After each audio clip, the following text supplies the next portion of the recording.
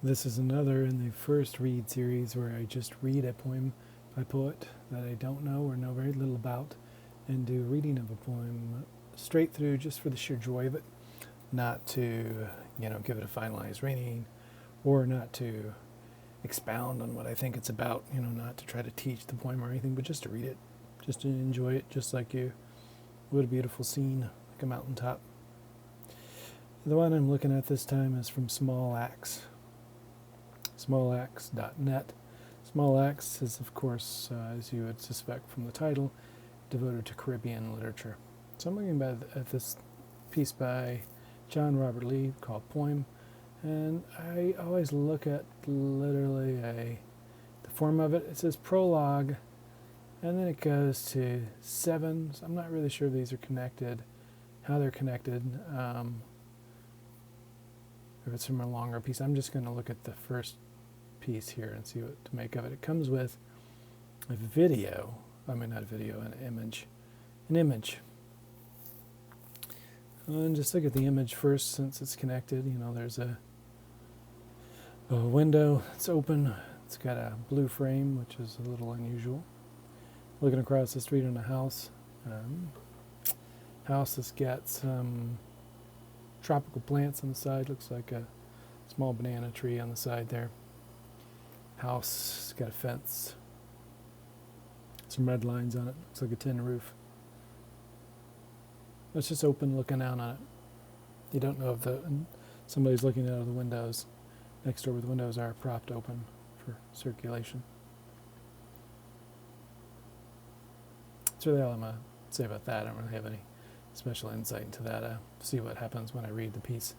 So looking at the poem, I look at this and you can already see, it's an open form. It's not a traditional form. I don't see a bunch of rhyme on the end of it. I don't see anything jumping out at me about traditional form or anything like that.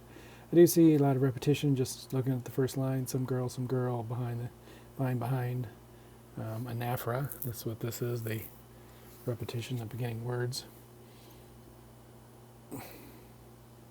It usually has a certain effect when you do that in a poem. Whitman does that a lot. You get that from a lot of writers. Let's just go. Some girl you never spoke with. Some girl who walked on the other side of your road. Well, this is kind of interesting with that image. This image looking out, as if you're looking out towards this some girl you looked at from your blue window. Yeah, there you go. There's that image of looking out. I lived in a house like this, behind hedges of crouton hibiscus, behind a wall with a gate and a mailbox on it. Behind bay windows and a red veranda.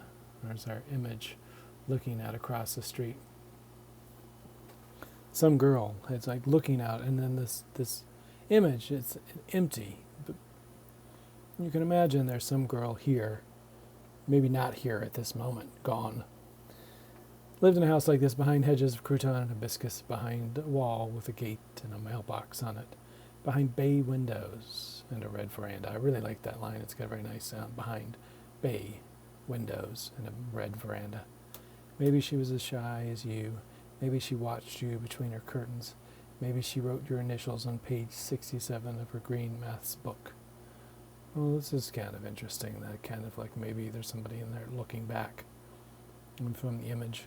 Maybe there's this person you don't know. I feel like when you're, this is a good point looking back memory-wise. When you're young, you don't know what the other person feels or thinks, and with time it gets lost that way.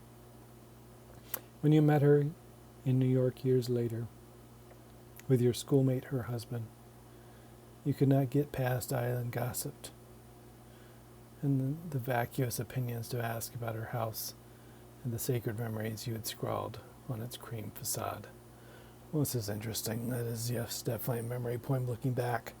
There's this gossip that you're stuck in that you can't get to your real experience of this person, which she might not even have.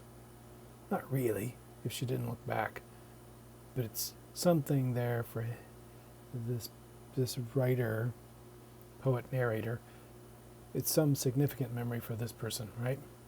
And ask about it. And it's a sacred memory. sacred memory for the narrator, not necessarily for this person, because it's something that's being written on the facade of the house, which might be totally different than what was happening in the house itself, right? A very human poem, something that lots of people experience. That person there close to you growing up, you might not have had a connection with, but wanted one with and thought about having one with. So interesting connection, interesting poem. John Robert Lee.